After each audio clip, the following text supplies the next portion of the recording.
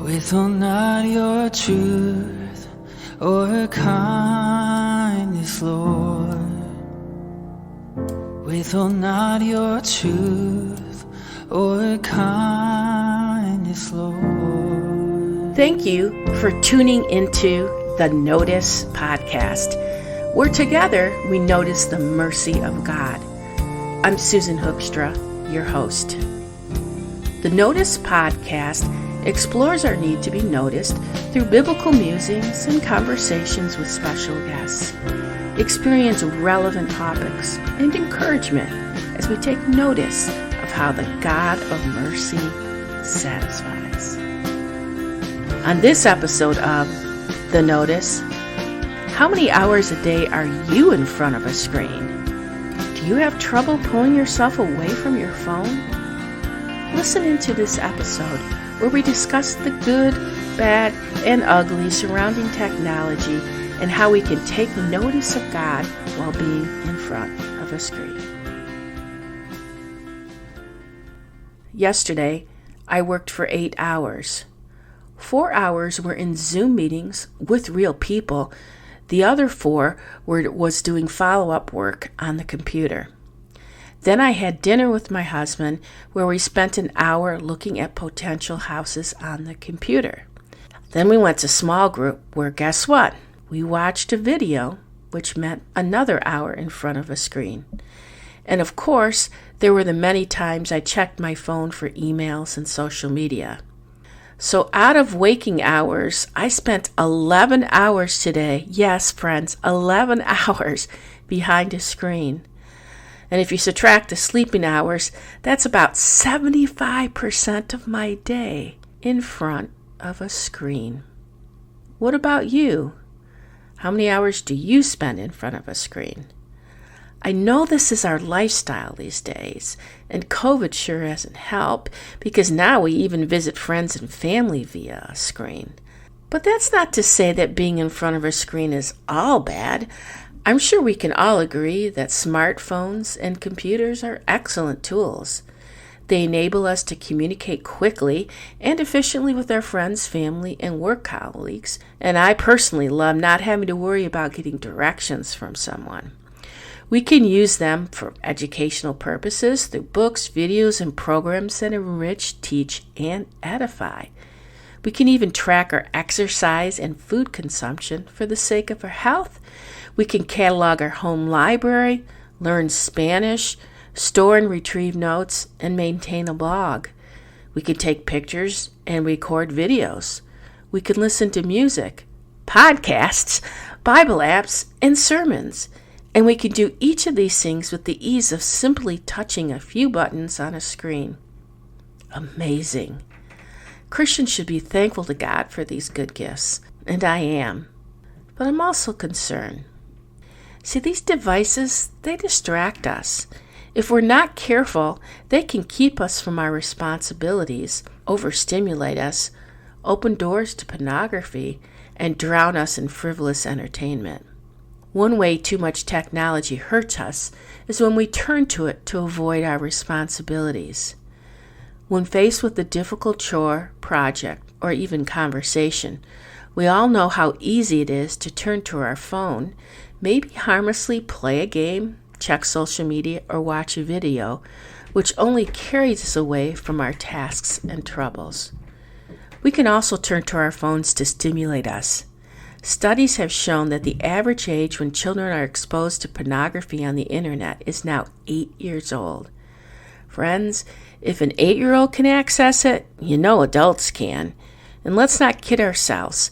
There are a lot of sites out there that we wouldn't characterize to others as porn, but they still encourage lust at varying degrees. And what about binge watching? Although it seems innocent enough, binge watching can be a form of escapism, much like drugs or alcohol. I don't want to get too carried away here. Escapism tends to carry this negative connotation with it, assuming people who seek a break from their standard reality are being irresponsible and avoiding real life. Temporarily escaping to enjoy a momentary mental break from an aspect of daily life isn't always a bad thing. There are many concerns that we have to deal with on a daily basis. Working, running errands, enduring health issues, taking care of family. When we take a rest and indulge in some form of entertainment or recreational activity, such as watching a movie, going on a hike, reading, or playing a game, we are mentally escaping from the pressure that comes along with those things. It is healthy to have a balanced rhythm of work and rest. Both of these things are encouraged throughout the Bible. It's all about balance, right? I love what Psalm 127:2 says. In vain you rise early and stay up late, toiling for food to eat, for he grants sleep to those he loves. So how are you sleeping these days?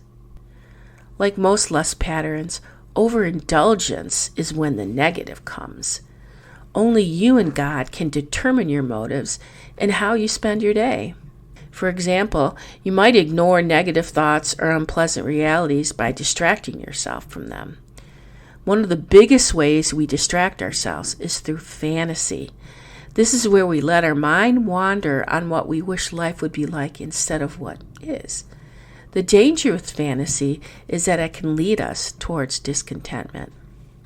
Escapism can also manifest itself in indulgence in all kinds of material things, such as food, sports, drugs, and sex. Escapism in this regard can become unhealthy because it may become rooted in a desire to live in fantasy rather than reality. Avoidance is typically the motive behind classic escapism because it is a more intentional attempt to forget and avoid truly difficult reality rather than making an effort to change it for the better or turning to God.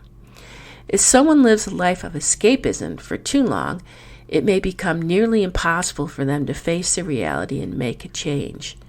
Escapism can be a really harmful thing if the method of escape is inherently harmful, such as using drugs or alcohol.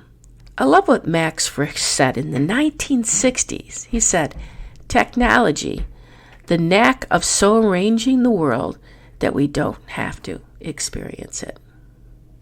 Not only can escapism entice us to run from our responsibilities and the hardships of the world, escapism can be a form of laziness. Shirking responsibilities or procrastinating can affect relationships or work life. When we try to escape from not only our responsibilities, but the hardships of the world, we are in danger of becoming lazy. All kinds of excuses come into play, but rarely do we want to admit it's our relationship with technology. Luke 16:10 tells us, "Whoever can be trusted with very little can also be trusted with much, and whoever is dishonest with very little will also be dishonest with much." Proverbs 10:4 reminds us, "Lazy hands make for poverty, but diligent hands bring wealth." So friends, avoiding a problem through escapism doesn't really make the problem go away. It just keeps us from tending to it. And that's what concerns me. Yes, the fantasy world is the world we create, but could we be isolating ourselves to avoid the realities of life? Michael Rich, director of the Center on Media and Child Health at Boston Children's Hospital, says, "It's not how long we're using screens that really matters. It's how we're using them and what's happening in our brains in response." You see, the growing human brain is constantly building neural connections while pruning away less used ones, and digital media use plays an active role in that process. Much of what happens on the screen provides impoverished stimulation of the developing brain compared to reality, he says. This is why children need a diverse menu of online and offline experiences, including the chance to let their minds wander.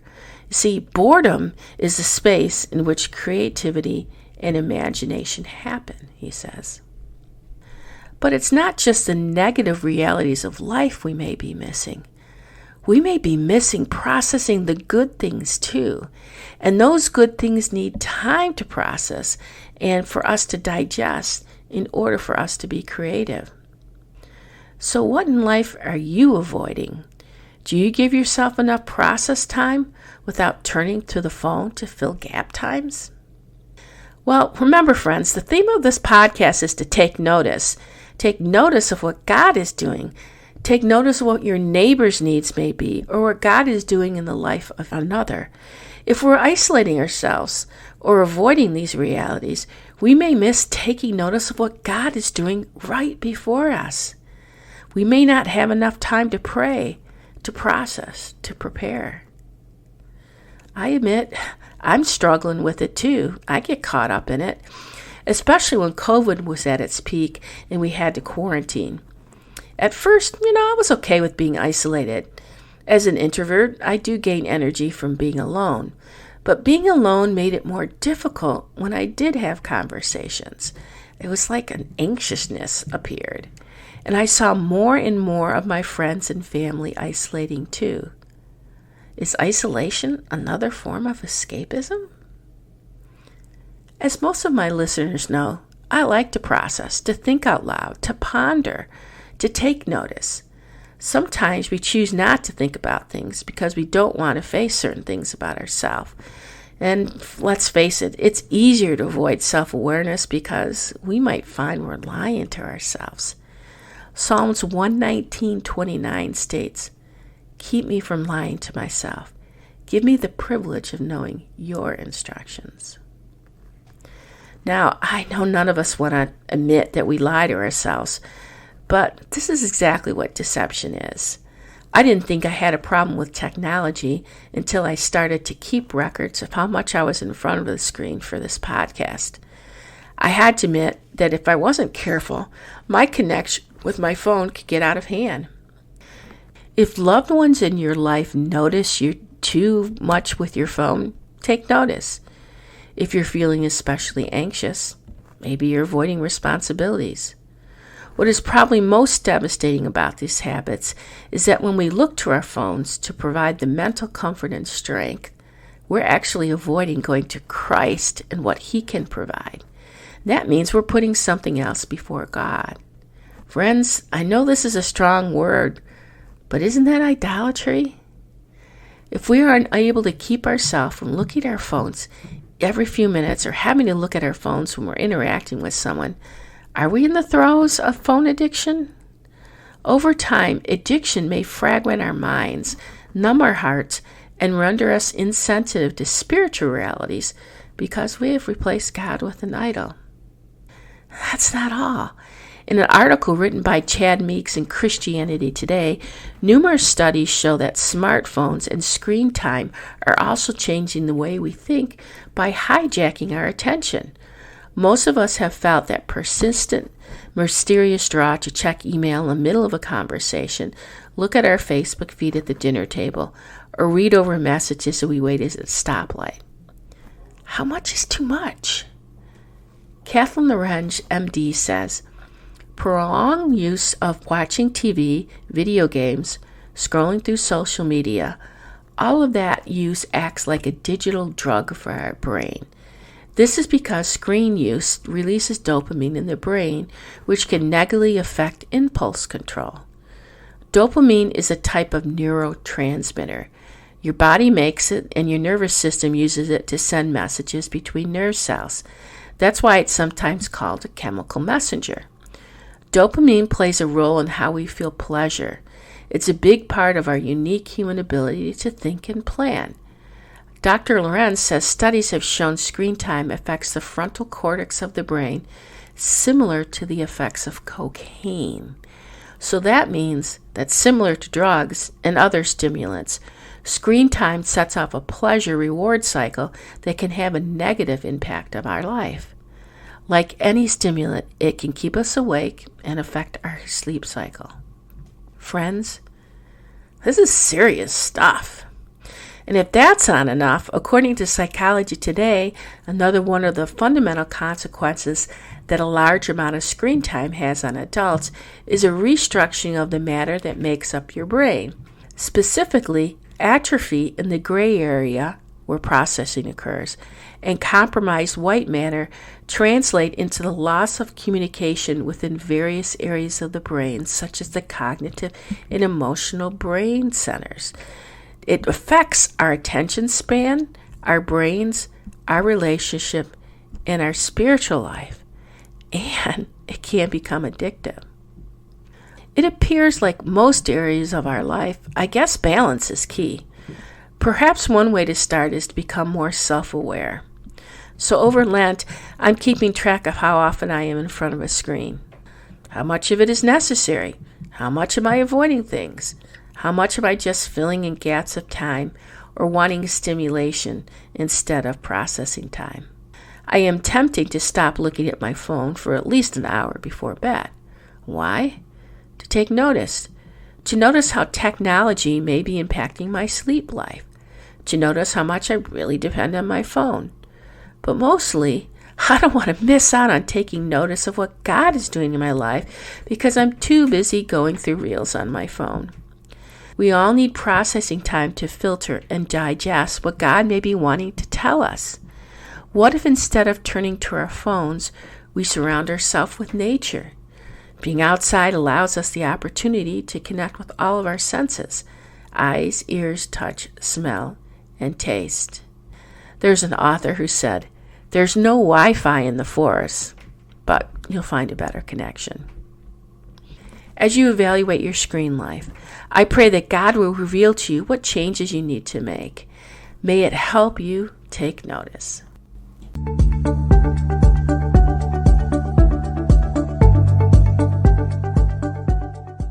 The verse that kept coming to mind when thinking about this episode was Ephesians 5:15 and 16, which states, "Be careful then how you live, not as unwise people, but as wise, making the most of their time, because the days are evil." Aside from the dangers of too much screen time, we need to consider carefully how to be good stewards of our time. Should we continue to use our time in the same way that we have been using it all along, when we know that Christ's coming is getting nearer and nearer? Should we not rather treat time now as a precious commodity and make every day, every hour, and every moment count for the Lord? Well, that's just one of the many reasons I do this podcast. Preparing and editing an episode keeps me in the Word.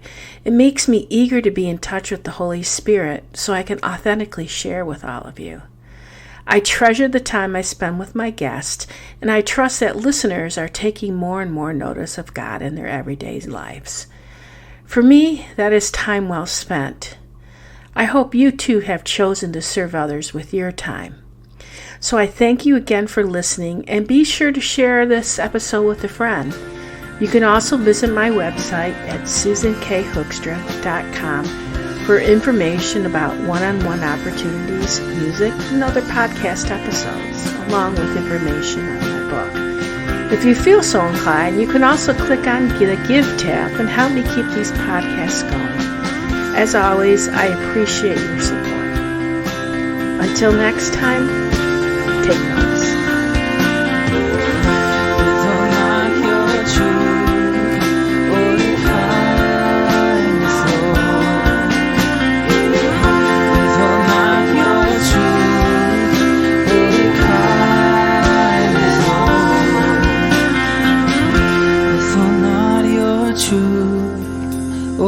Kindness, Lord.